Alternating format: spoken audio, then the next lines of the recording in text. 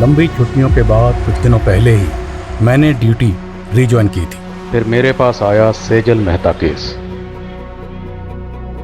इस केस ने मेरे जहन को इतना थका दिया कि लगने लगा मैं इस केस में एक अरसे से उलझा हुआ हूं।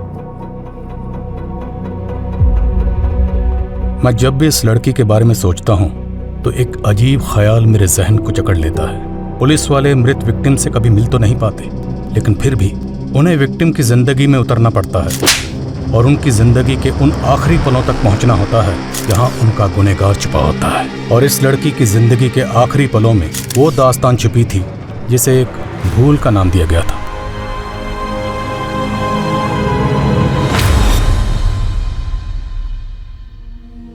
अक्सर ऐसा क्यों होता है, जो लोग दूसरों के हक के लिए लड़ते हैं, किस्मत उनके हक में गलत फैसला सुना देती है। मेरी जिंदगी के कई पन्ने थे, लेकिन हर पन्ने पे 3 शब्द जरूर लिखे होते थे: जोश, जज्बा और जज्बात। Case number 26, Aditya Jain versus Radhika Jain. Your honour, violence का कोई जेंडर नहीं होता है। एक औरत के भी हाथ होते हैं जो कि मर्द पे भी उठ सकते हैं, और एक बीवी भी अपने पति को असॉल्ट कर सकती है। योर ऑनर, मेरे क्लाइंट आदित्य डोमेस्टिक वायलेंस के विक्टिम हैं।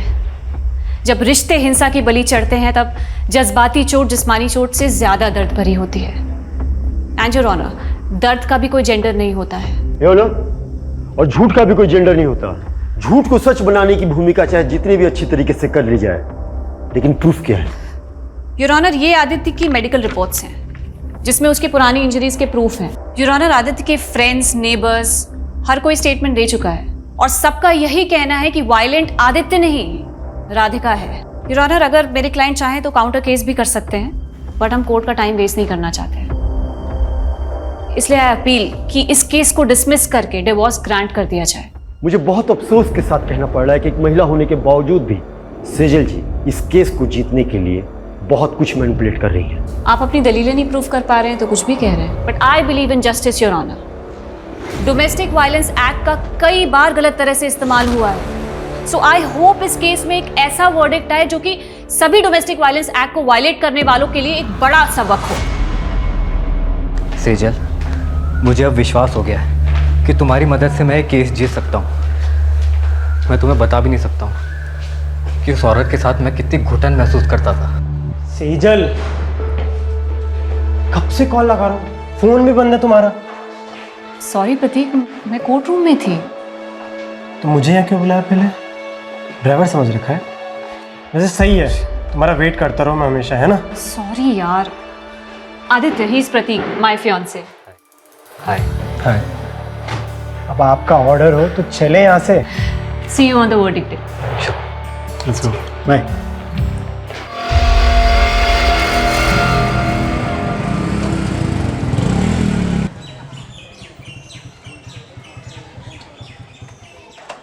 मैंने तुमसे कहा था ना, I was not prepared, और तुम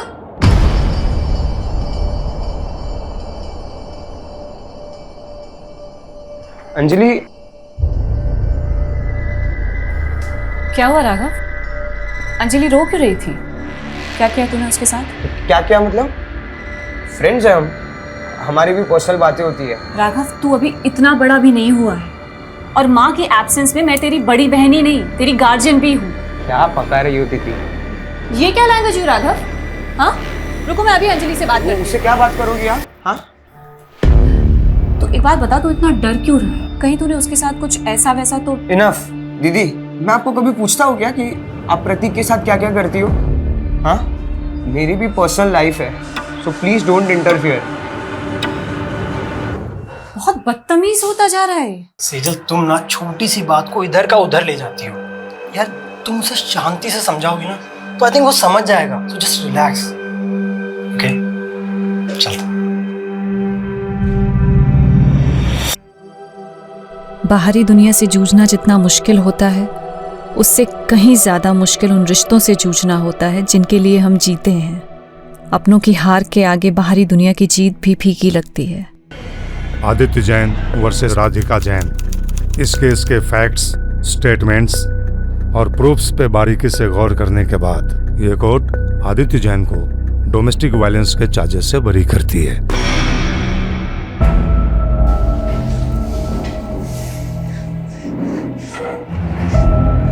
thank you Sejal. You saved my life. तुम मेरे लिए फरिश्ता बन के आई हो। जिंदगी हर मोड़ पे मुझे कामयाब कर रही थी, पर पता नहीं था मैं एक नाकाम सफर भी तय कर रही थी।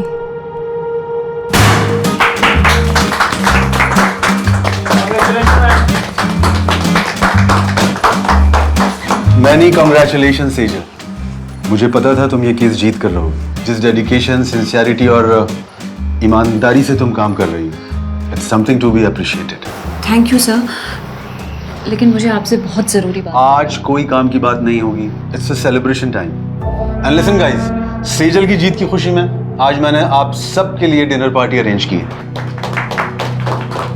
एंजॉय। तो मुझे लग रहा है बॉस सेजल पे बहुत ज्यादा मेहरबान हो रहे हैं। बड़े हाई प्रोफाइल केसेस इसके लिए रिजर्व करके रखे। हम तो सिर्फ पेपर वर्क करने के लिए ना।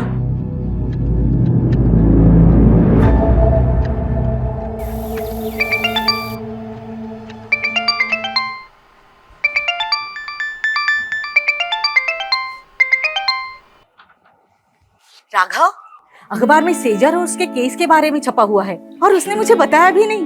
कहाँ है वो?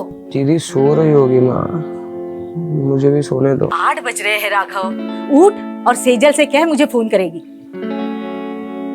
दीदी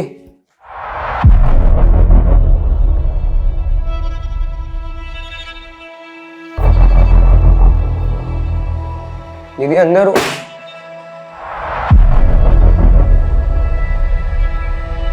दीदी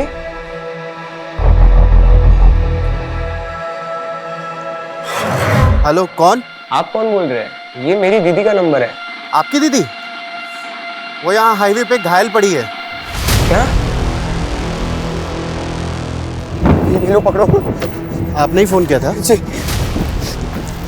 दीदी दीदी कुछ बोले ना।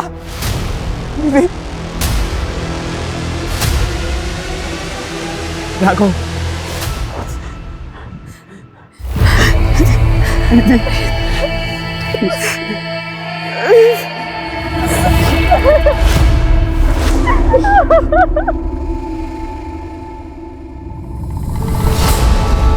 सेजल, कुछ बोलती क्यों नहीं?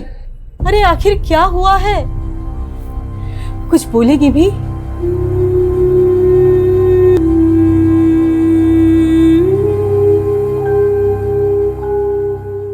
मुझे लगता है शायद दीदी के साथ रेप। क्या?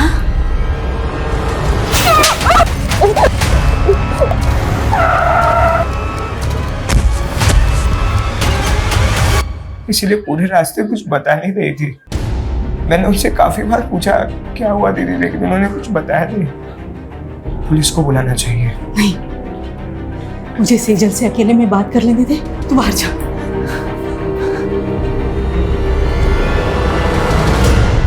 सेजल, मुझे बताना बेटा, क्या तेरे साथ किसी ने जबरदस्ती की?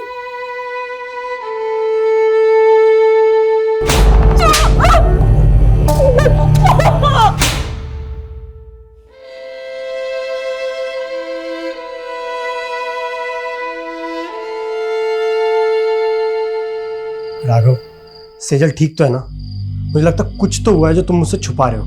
नहीं प्रतीक, ऐसा कुछ नहीं है। अगर सब कुछ ठीक है तो वो मेरा फोन क्यों नहीं उठा रही है? वो दीदी सो रही है।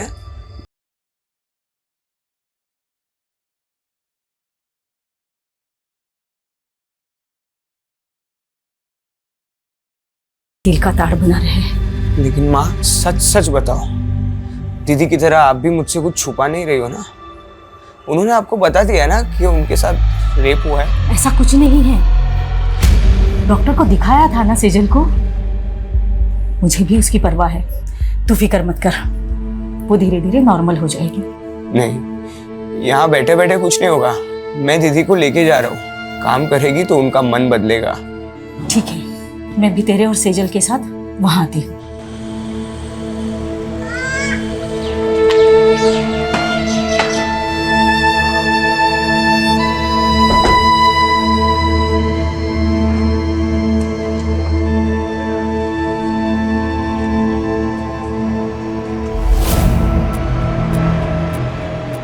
क्या देख रही है? चल अंदर।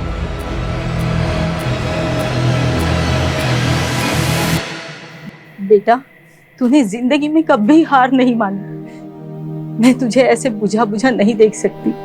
हम यहाँ दोबारा इसलिए आए हैं ताकि तू पहले जैसी बन सके। मैंने कभी भी किसी भी वजह से आपको दुख पहुंचाया हो तो उसके लिए आई एम सॉरी। पर प्लीज आप पहले जैसे हो जाओ ना। आप है ना, अभी मुझे जितना भी डांटोगे ना मैं सब सुन के लूंगा। जो बोलोगे वो मैं करूंगा दीदी। आपकी सारी डांट सुन के लूंगा। आप जहाँ बोलोगे हम वहां जाएंगे दीदी। तो प्लीज पहले जैसे बन जाओ। You are my strength.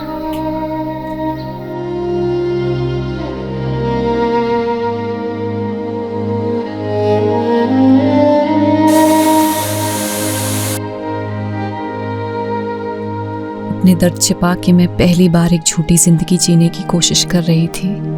सच मुझसे नाराज था या मैं सच से नाराज थी?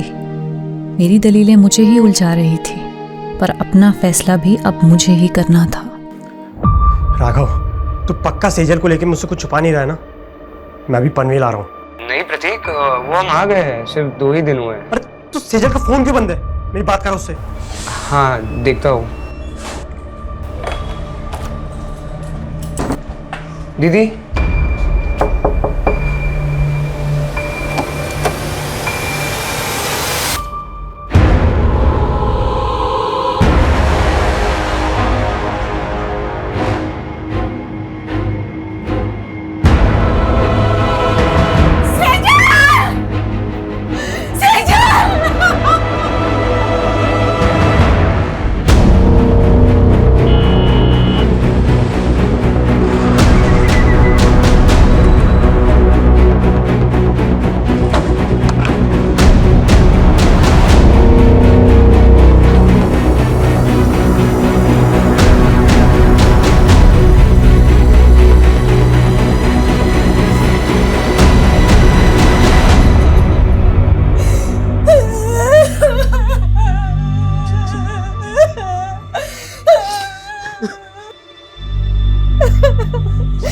क्या कर लिया तूने?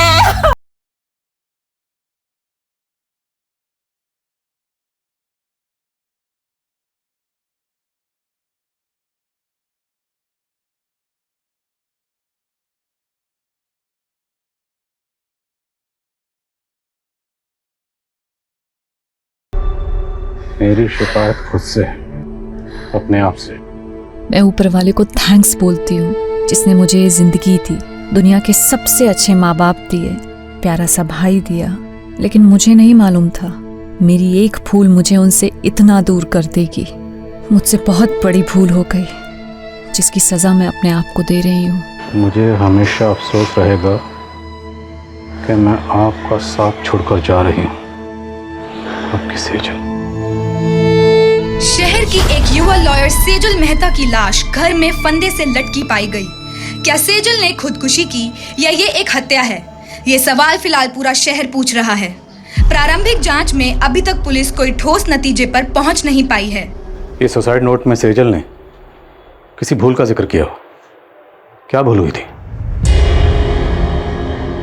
और उसके चेहरे पर चोट के निशान थे। वो चोटें कैसी आई? आप लोग बोलते क्यों नहीं है? ये सब माँ की भी भूल है सर। कैसी भूल? सर 15 दिन पहले होली की त्योहार की रात दीदी एक पार्टी में गई थी। वहाँ उनके साथ कुछ हुआ था सर। पूरी रात घर भी नहीं आई और सुबह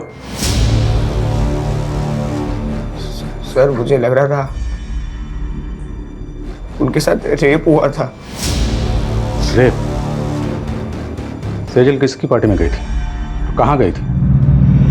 अच्छा सुन, मैं तुझसे कल बात करती हूँ। क्यों? आज घर नहीं आने वाली हो? आऊंगी पर शायद थोड़ा लेट हो जाए, एक पार्टी में जा रही हूँ। उन्होंने सिर्फ इतना बताया था कि वो किसी होटल कस्तूरी में गई थी और पूरी रात घर नहीं आई थी। तो क्या ये भूल थी? या फिर आपको ये मालूम होता है कि आपकी बेटी के साथ रेप हुआ है, आपने फिर भी पुलिस में कंप्लेंट नहीं की? उस भूल का जिक्र उसने इस खत में किया। मेरी बेटी का रेप नहीं हुआ था सर। मैंने डॉक्टर से उसका चेकअप भी करवाया था। देखिए, सेजल को बहुत ही बुरी तरह से मारा पीटा गया है। कहीं ऐसी वैसी तो बात नहीं? मेरा मतलब है ये मैं कंफर्म नहीं बता सकती। अगर आप पहले सेजल को यहाँ पे लेके आए होते तो शायद मैं कुछ कंफर्म बता सकती थी। सेजल के साथ मारपीट किसने की थी? दीदी ने कुछ भी नहीं बोला था सर, वो ट्रॉमा में थी। लेकिन धीरे धीरे वो हमसे घुलने मिलने लगी थी। ऐसे कैसे सुसाइड कर सकती है वो? आप कहना क्या चाहती हैं? क्या कोई बाहर से आया और उसने जबरदस्ती आपकी बेटी को अंदर पंखे पर लटका दिया? सर कुछ समझ नहीं रहा है। मैं कॉलेज गया था और माँ शॉपिंग करने। जब घर आए तो दीदी। माना सेजल ने खुद आप लोगों को कुछ नहीं बताया, पर फिर भी उसकी हालत देखकर आप लोगों को नहीं लगा कि आप लोगों को जानना चाहिए कि पार्टी में उसके साथ क्या हुआ, किसने किया और क्यों किया? जानने की कोशिश की थी सर, बस इतना पता चला कि पार्टी उनके ऑफिस में थी। ऑफिस कहाँ पर है? Jawahar Nagar, JP associates. और सेजल आपको घायल अवस्था में कहाँ मिली थी? MG road. सर यहीं पे मिली थी मुझे दीदी। आसपास तो कोई सीसीटीवी कैमरा नजर नहीं आ रहा है। जादव सुनो, यहाँ आसपास लोगों से पूछताछ करो, पता करो किसी ने कुछ देखा है क्या।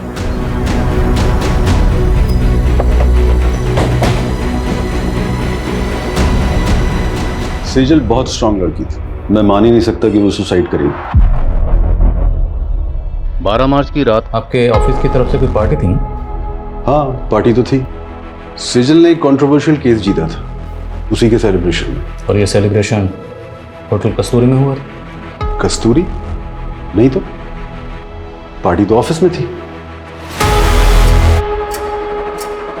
सर कस्तूरी होटल के बारे में मैं कुछ नहीं जानती। उस दिन पार्टी यहाँ पे ऑफिस में ही थी। ये पार्टी कब तक चली थी? करीब 9 बजे तक, और जब सेजल यहाँ से गई तो सब नॉर्मल ही था सर। अच्छा हाँ पांडे बोलो। सर ये जिस हाईवे पे सेजल की लाश मिली थी वहाँ से 7 किलोमीटर दूर कस्तूरी प्लाजा नाम का एक होटल है। लेकिन राघव ने तो हमें होटल कस्तूरी बोला था। एनीवेज, इस कस्तूरी प्लाजा की लोकेशन भेजो मुझे तुरंत।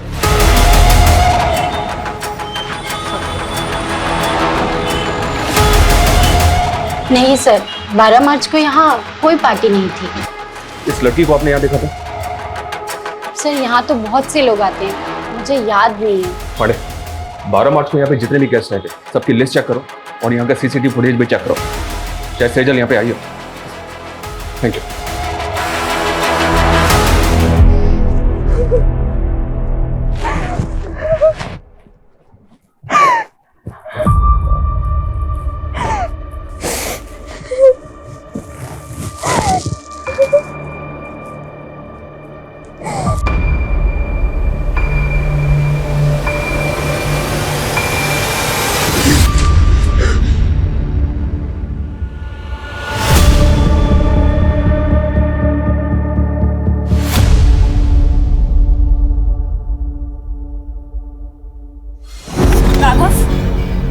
क्या है ये? मैंने मेरे बैंकिंग ऐप का पासवर्ड बता दिया तो तुम मिसयूज करोगे मेरे फंड्स का? किससे पूछ के तूने 35,000 रुपए निकाले मेरे अकाउंट से? मैं आपको बताने ही वाला था। और क्या करेगा तू इतने बड़े अमाउंट का? बोल।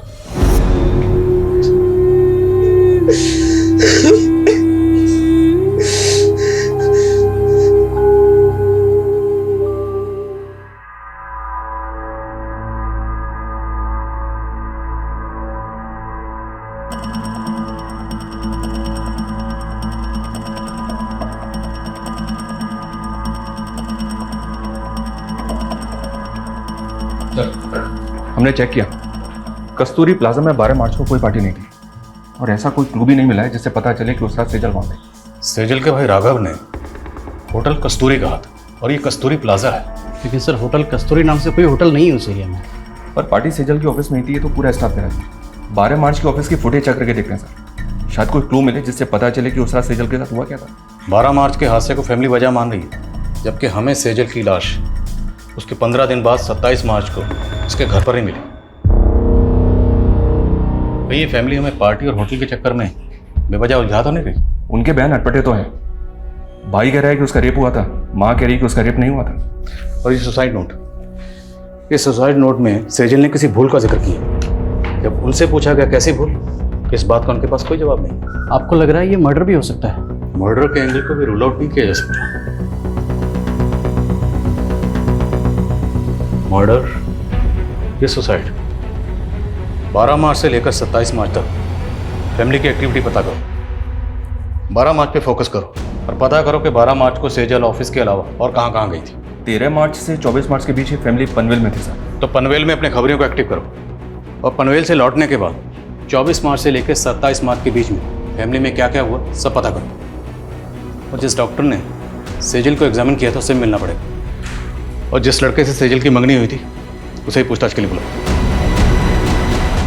मैंने 14 मार्च को सेजल का चेकअप किया था।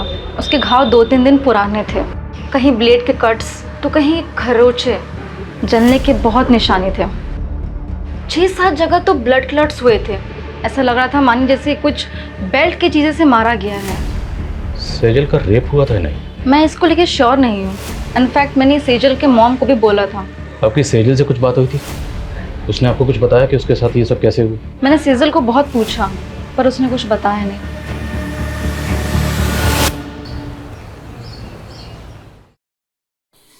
इतना दर्द सहने से तो ज्यादा अच्छा होता कि हम गांव ही भाग जाते।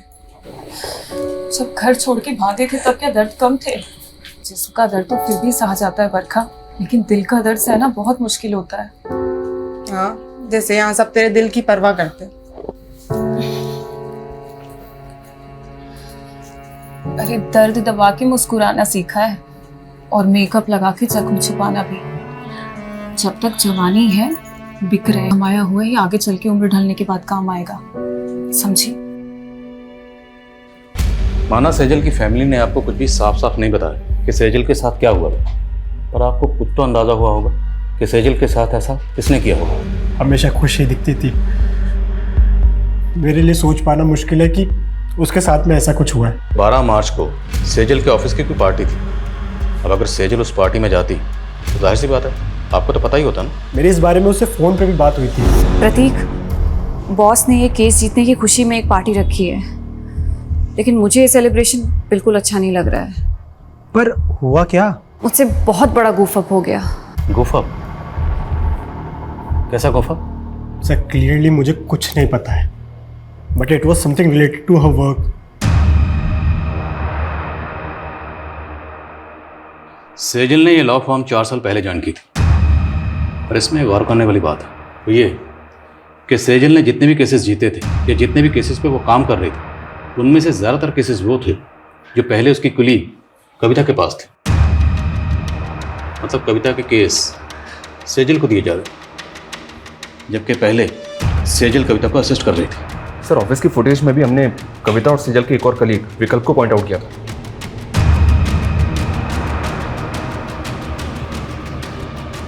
ये देखिए सर, सेजल ऑफिस से आखिरी बार कविता और विकल्प के साथ जाती हुई दिख रही। सर सेजल के 12 मार्च के CDR के अकॉर्डिंग उसकी आखिरी 2 फ़ोन कॉल्स भी जानने जैसी हैं। सेजल ने रात को 8 बजे आदित्य जैन को कॉल किया था और फिर ठीक उसके बाद राधिका जैन ने सेजल को कॉल किया। आदित्य जैन सेजल का क्लाइंट था और राधिका आदित्य की बीवी। राधिका ने आदित्य पे डोमेस्टिक वायलेंस के चार्जेस लगाए थे, केस किया था और इसी केस को सेजल ने जीता था जिसकी खुशी में पार्टी हो रही थी। मुद्दा ये है कि सेजल का क्लाइंट था आदित्य जैन, फिर राधिका ने इसे कॉल क्यों किया? कहीं ऐसा तो नहीं कि राधिका से हार बर्दाश्त नहीं हुई? और ऐसा पॉसिबल है सर। आदित्य और राधिका से मिलो और सेजल के ऑफिस में नए सिरे से पूछताछ करनी पड़ेगी। उस पार्टी वाली रात सेजल आप दोनों के साथ पार्टी से बाहर गए थे, कहाँ गए थे आप लोग? देखिए सर, हम सिर्फ उसके साथ ऑफिस से बाहर तक गए थे। बॉस को तुम पे कितना भी प्राउड हो, पर मेरा असली प्राउड तो तुम हो। मेरी छोटी सी असिस्टेंट ने इतनी तरक्की जो करनी। तरक्की मैंने आपको छोड़ने के बाद ही की है। तो वो कहते हैं ना कि बरगद के नीचे कोई और वृक्ष नहीं पनप पाता, मैं भी नहीं पनप पाती। इसलिए विकल्प, थिंक अबाउट योर फ्यूचर। अच्छा, तो तुम शुरू से ही इतना बोलती हो? पर आज ना बहुत ज़्यादा मीठा बोल रही हो। Thank you ma'am for appreciating me. Excuse me. हम तभी वहाँ से चले गए थे। उसके बाद मैंने उसे एक लड़की के साथ जाते हुए देखा। लड़की? जी सर। कौन थी वो लड़की? I don't know her. Actually काफ़ी अंधेरा था तो मैंने उसे ठीक से देखा नहीं। ऑफिस के बाहर की 12 मार्च की CCTV फुटेज निकलवा। अगर ये लोग सच बोल रहे हैं तो पता तो चले सेजल उस रात किस लड़की के साथ गई थी।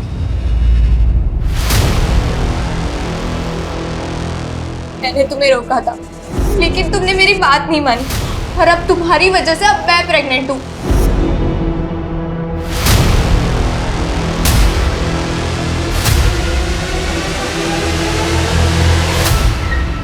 यार आज तो एक भी ग्राहक नहीं फंसा। मेरे को तो खड़े खड़े नींद लग रही है, चलना घर चलते हैं। मेरी तो बुकिंग आ गई। इसको पूछना, इसको 2 चाहिए क्या? मेरा भी बोनी हो जाएगा। अरे ये मेरे को देने में तो बार्गेनिंग करता रहता, तुझे कहाँ से देगा? जा तू जाके सो जा।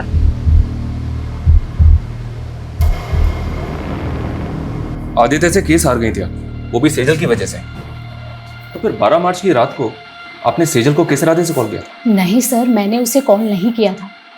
मैंने उसके 5-6 मिस्ड कॉल देखे, तब जाकर मैंने उसे कॉल बैक किया था। तो बात क्या हुई थी आपकी उसके साथ? सेजल को गिल्ट हो रहा था। गिल्ट? अब क्या है सेजल? सॉरी राधिका, जिंदगी में पहली बार मैंने एक गलत इंसान का केस ले लिया। कहना क्या चाहती हो तुम? मुझे आदित्य की सच्चाई पता चल गई है। आई नो, आदित्य नहीं बल्कि तुम डोमेस्टिक वायलेंस का शिकार हुई हो।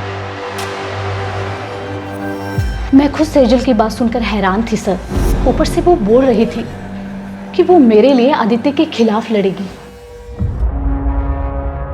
हाँ बोलो सर। ये आदित्य के घर पे तो ताला है और मैंने पता किया ये 12 मार्च से ही गायब है और काफ़ी दिनों से इसका फ़ोन भी बंद आ रहा है। आदित्य का 12 मार्च से गायब होना और आदित्य की वाइफ राधिका का ये कहना कि सेजल को उसके लिए गिल्ट हो रहा था, मामला कुछ समझ में नहीं आ रहा। इस गिल्ट को क्या हम सुसाइड नोट में लिखी भूल से कनेक्ट कर सकते हैं? तो फिर सवाल ये है कि इस केस को जीतने के बाद 12 मार्च को जो पार्टी दी गई, सेजल उसमें शामिल थी। सेजल उस पार्टी में क्यों गई? राधिका की बात पर हम ऐसे ही यकीन नहीं कर सकते, हमें खुद क्रॉस चेक करना होगा। Right sir. जिस औरत पर अपने पति को टॉर्चर करने का आरोप हो, वो सेजल से बदला लेने के लिए उसको भी तो टॉर्चर करवा सकती है। तो फिर आदित्य क्यों गायब है? सर शायद उसको भी राधिका नहीं गायब करवाओ, वो उसका राज जानता था। अब इस राज से पर्दा तभी उठ सकता है जब हमें पता हो कि आदित्य क्यों गायब हुआ और कैसे गायब हुआ।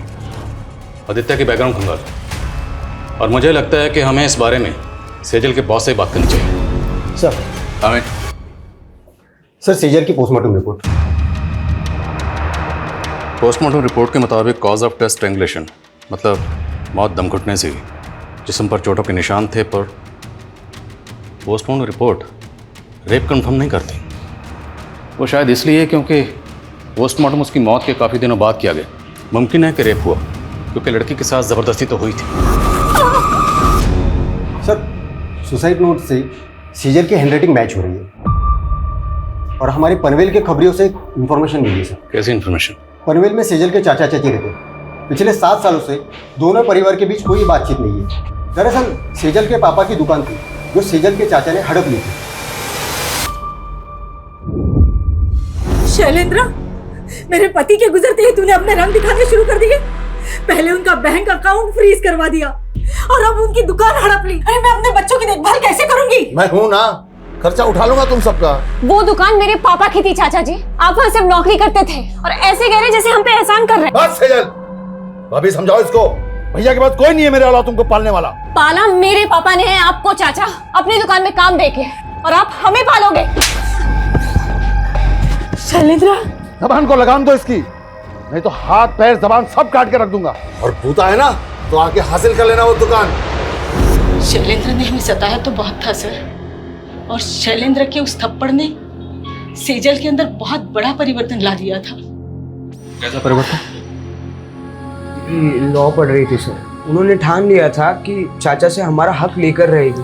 दिन रात उन्होंने पढ़ाई की और उसके साथ साथ पार्ट टाइम जॉब भी करती थी। चाचा के खिलाफ केस की पैरवी उन्होंने खुद की थी सर। उसने अपने जीवन की हर लड़ाई जीती थी सर।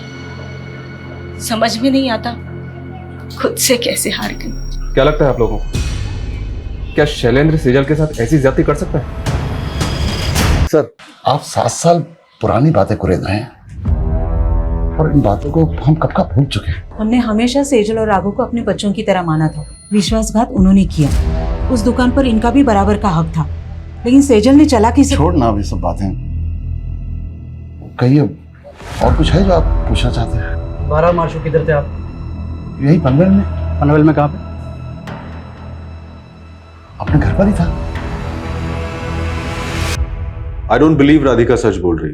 राधिका अपने हस्बैंड आदित्य को टॉर्चर करती थी and it's proven in the court. अगर सेजल को केस जीतने के बाद ऐसा कुछ लगता तो सबसे पहले वो मुझे बताती। सेजल के मंगेतर ने बताया कि वो काफ़ी दिनों से परेशान थी और जब उसने बार बार पूछा सेजल को कि किस बात को लेकर परेशान है तो सेजल ने बताया कि उससे काम में गुफ्तगू। अब जैसे कि आपने कहा कि सेजल सबसे पहले अगर कुछ होता तो आपको बता दें, तो अगर इस गुफाब का ताल्लुक राधिका के केस से नहीं है तो फिर किस बात से जिसको लेकर सेजल परेशान थी? ऐसा कुछ नहीं था और आप ये बेकार के सवाल करके अपना टाइम वेस्ट कर रहे हैं। सर मैंने आदित्य के कुछ रिलेटिव से बात की, लेकिन किसी को नहीं पता कि आदित्य इस वक्त कहाँ पे। आदित्य मोती नगर की कंपनी में मैनेजिंग डायरेक्टर था। वहाँ इंक्वायरी करो, शायद कुछ पता चले। सर इसमें 12 मार्च की सेजल के ऑफिस की बाहर की फुटेज है। सर इसमें वो इस लड़की के साथ बाहर जाते हुए दिख रही है। कौन है ये लड़की?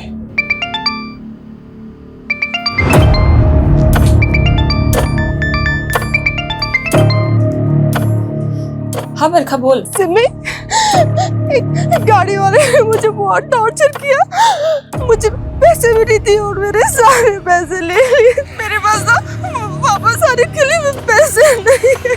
तू घबरा मत बरखा, कहाँ है तू बता मुझे, मैं आती हूँ तुझे लेने।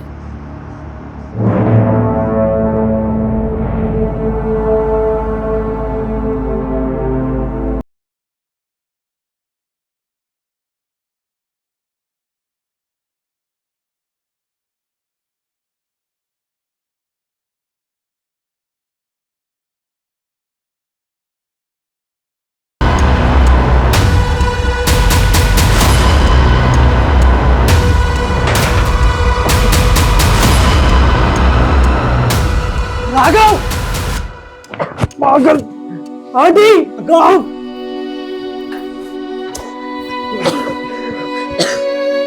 अरे प्रॉब्लम क्या है तेरी?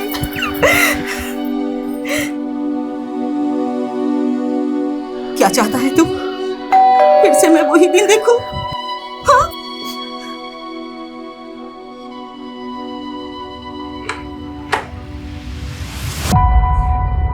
ऐसा करने से पहले तुमने एक बार भी अपनी माँ के बारे में नहीं सोचा? कहीं वजह तुम्हारी दोस्त अंजलि से तो नहीं जुड़ी? हाँ?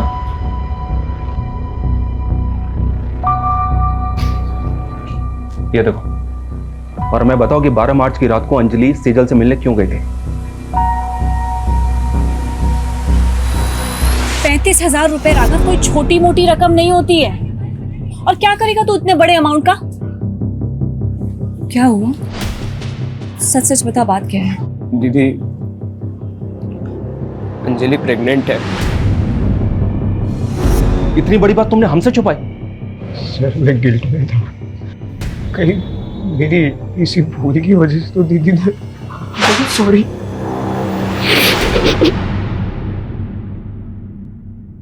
कोई प्रेग्नेंट नहीं थी तुम, ये सब ड्रामा है ना? प्रेग्नेंट हो तुम? कोई प्रूफ है? तुम दोनों ने मेरे भाई को बेवकूफ बनाया सिर्फ पैसे हटने के लिए। अब देखना, ऐसे चार्ज में तुम लोगों को अंदर करवाऊंगी ना कि कभी भूलोगे नहीं। 12 मार्च को सेजल को लेकर कहाँ गई थी? मैं तो बस माफी मांगने गई थी उनसे। तुम यहाँ क्या कर रही हो? मुझे माफ कर दो दीदी, प्लीज मेरे खिलाफ कोई केस मत फाइल करना। तुमने गुनाह किया है तो सजा तो तुम्हें दिलवा के रहूंगी मैं। नहीं दीदी प्लीज। वो वहाँ से चली गई थी, कहाँ गई वो मुझे नहीं मालूम है। तो हम मालूम कर लेंगे। जरा इन दोनों को मालूम पर घुमाओ। जी सर। माना तुमने हमसे पहले अंजलि की बात छुपाई, पर हमें अभी तक किसी भी होटल कस्तूरी का पता नहीं चला है। दीदी ने मुझे यही बोला था कि वो उस रात होटल कस्तूरी जा रही थी। अगर होटल कस्तूरी वाकई है तो कहीं तो होगा। हर छोटे मोटे होटल की लिस्टिंग करो और ढूंढो होटल कस्तूरी को।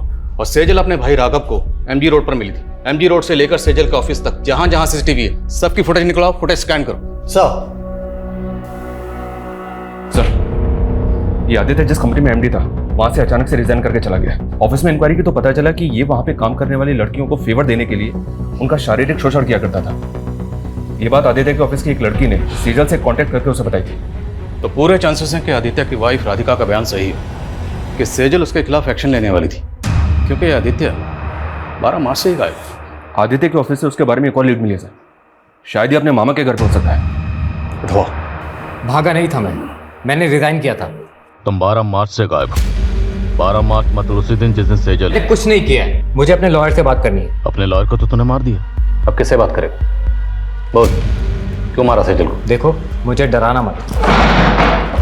मुझे क्या लग रहा है तेरे साथ हम यहाँ पर टाइम पास कर रहे हैं? हाँ, रेप और मोलेस्टेशन के चार्जेस लगे हैं तुझे, और तेरे ऑफिस की कई लड़कियों की रिकॉर्डिंग स्टेटमेंट है हमारे पास।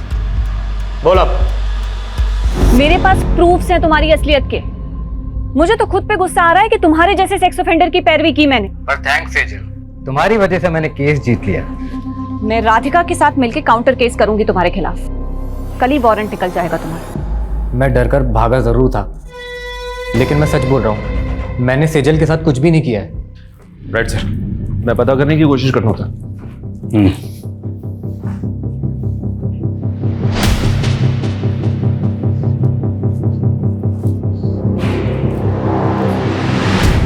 सेजल ने जिस भूल का जिक्र किया था, क्या भूल ये थी कि उसने आदित्य जैसे गलत आदमी की पैरवी की? अगर हाँ, तो फिर वो 12 मार्च से लेकर 27 मार्च तक खामोश क्यों थी? और कोई भी भूल इतनी बड़ी कैसे हो सकती है जिसकी वजह से सेजल जैसी लॉयर सुसाइड कर ले?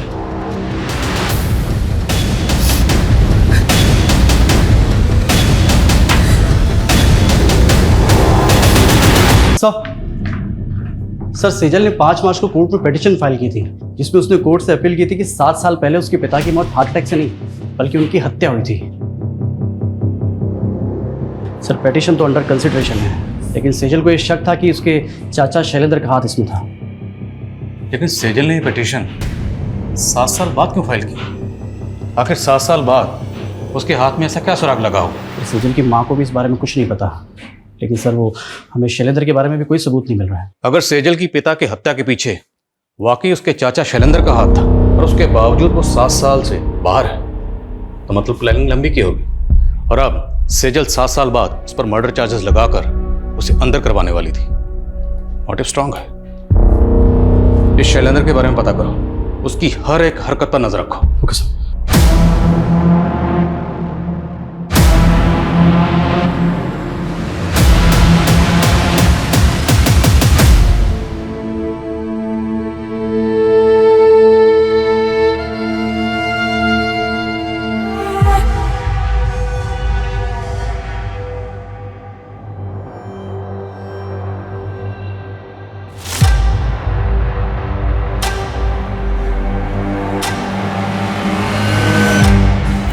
रोज पेट पे लात मारती हूँ मैडम।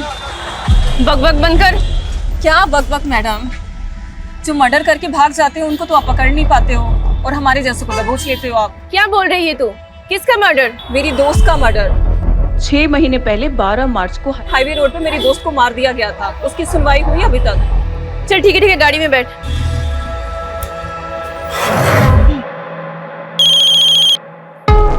हाँ बोल। सोनू खबरी बोल रहा हूँ साहब। वो आपके हाईवे वाले केस का क्या हुआ? उन्होंने की बोला ऐसा क्या है? अरे साहब, वो क्या है ना कि मैंने सुभाष नगर पुलिस को एक चेक लेकर टिप दिया है, और वहाँ पे एक प्रोस्टिट्यूट बोल रही है कि उसकी फ्रेंड का 2 महीने पहले वहाँ पे मर्डर हुआ। मर्डर? हाँ साहब। क्या 12 मार्च को एमजी रोड पर एक और मर्डर हुआ था? हाँ सर, और सेजल भी 2 महीने पहले एमजी रोड पे बेहोशी की हालत में मिली। वो लड़की कौन थी जिसके बारे में खबरें नहीं होता है? सर, उसका नाम सिमी है, प्रोस्टिट्यूट है, आज ही अंदर हुई है। इस सिमी से मिलकर चांस लेते, शायद कोई काम की बात पता चले। साहब, मेरी दोस्त थी बरखा, उसका एक्सीडेंट हुआ था। लेकिन आपने तो पहले कहा था कि मर्डर हुआ था। साहब, किसी ने जानबूझकर उसको गाड़ी से उड़ा दिया था। 2 दिन तक बेचारी अस्पताल में रही, उसके बाद उसकी मौत हो गई। आपको ये कैसे पता कि किसने जानबूझ के उड़ाया था? हाँ बरखा बोल। मेरे पास तो वापस आने के लिए पैसे नहीं है। तू घबरा मत बरखा, कहाँ है तू बता मुझे। मैं एमजी रोड पे एक गाड़ी वाला एक लड़की को फेंक दिया, ग्रे कलर की गाड़ी से एक लड़की को। बरखा, बरखा। मुझे कुछ समझ में नहीं आया और उसके बाद उसका एक्सीडेंट हो गया। बरखा ने आपको उस गाड़ी का नंबर बताया था? नहीं साहब, लेकिन बरखा ने बताया था कि ग्रे कलर की कोई कार थी। आपकी बरखा से बात कब हुई थी? मेरा मतलब तारीख क्या थी? सर, 12 मार्च को रात के 2-2:30 बजे के आसपास। 12 मार्च की रात को सेजल जहां पर जख्मी हालत में मिली थी, उस जगह पर सीसीटीवी नहीं है, लेकिन वहां से 3 किलोमीटर दूर एक सिग्नल है, वहां पे सीसीटीवी है। और रास्ते में कोई भी राइट या लेफ्ट टर्न नहीं है, सीधा रास्ता है। उस सीसीटीवी की फुटेज स्कैन करो, जितनी भी सफेद रंग की गाड़ियां दिखती हैं सबकी लिस्टिंग करो। सर,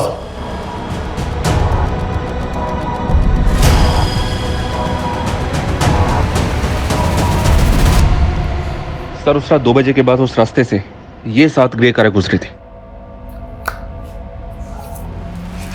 और ये इन 7 कारों के 7 ओनर्स हैं। इन ओनर्स की डिटेल्स निकाली तो पता चला कि इनमें से ये मनीष, इसका एक होटल है, होटल संतूरी। राघव ने कहा था कस्तूरी। होटल कस्तूरी में गई थी। संतूरी, कस्तूरी। सर ये भी तो हो सकता है कि सुनने में फर्क आया।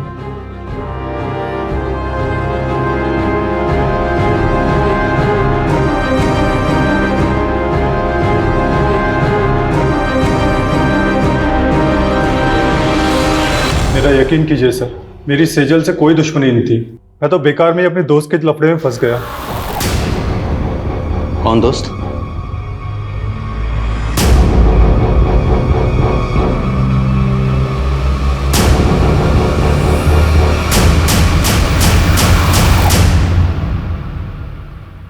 दो महीने से तेरी एक्टिंग देख रहा हूं और अब तो इस डंडे पे नाच करेगा। नाच।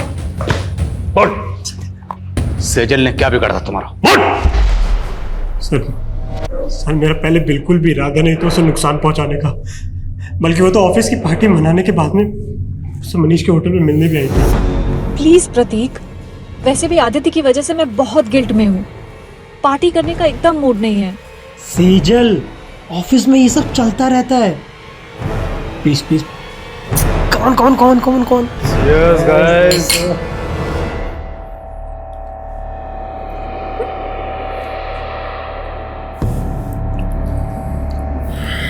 सेजल,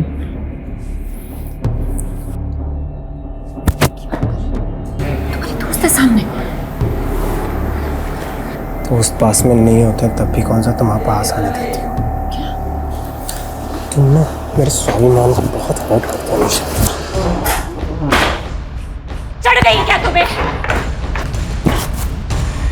पागल हो गए हो क्या? क्या क्या है?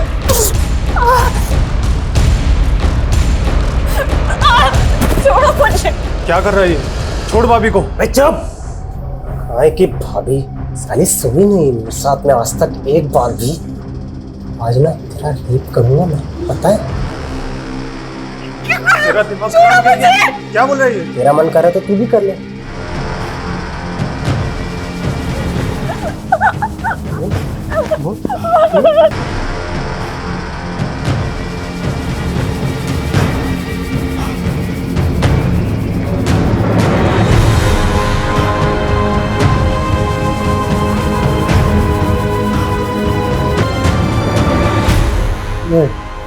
देख क्या करूं, गुस्से गुस्से में किया जो किया, घर में इतनी शांत हो गई। I love you.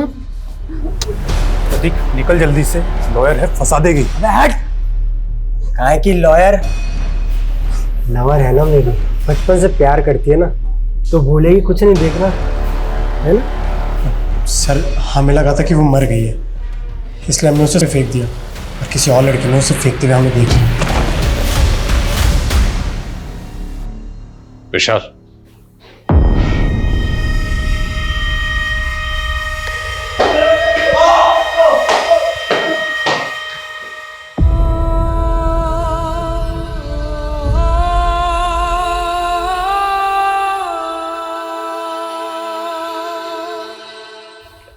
Sir Sejal के साथ उसके अपने मंगेतर ने इतना सब किया, फिर भी वो 15 दिन तक चुप रही। जबकि सेजल कोई आम लड़की नहीं थी, एक लॉयर थी, एक ऐसी लॉयर जो लोगों के इंसाफ के लिए ईमानदारी से लड़ती थी। सेजल प्रतीक को बचपन से प्यार करती थी। उसने प्रतीक पर आंख बंद करके भरोसा किया, लेकिन प्रतीक ने उसके भरोसे को तोड़ा। जब इंसान को किसी अपने सबसे ज्यादा करीबी से धोखा मिलता है तो उस इंसान का पूरी इंसानियत से भरोसा उठ जाता है। सेजल के साथ भी यही हुआ। उसने अपने सुसाइड नोट में यही लिखा कि उसे लग रहा था कि प्रतीक पे भरोसा करके उसने अपनी जिंदगी की सबसे बड़ी भूल की। वो भूल जरूर थी, लेकिन सबसे बड़ी नहीं। सबसे बड़ी भूल थी उसका अपनी जिंदगी को खत्म करना, खुदकुशी करना। हम सब की जिंदगी में दुश्वारियां आती हैं, परेशानियां आती हैं, लेकिन उन परेशानियों से लड़ते हुए, दुश्वारियों से जूझते हुए, जद्दोजहद करते हुए जिंदगी में आगे बढ़ना होता है। इसी का नाम जिंदगी है। मौत किसी मसले का हल नहीं है।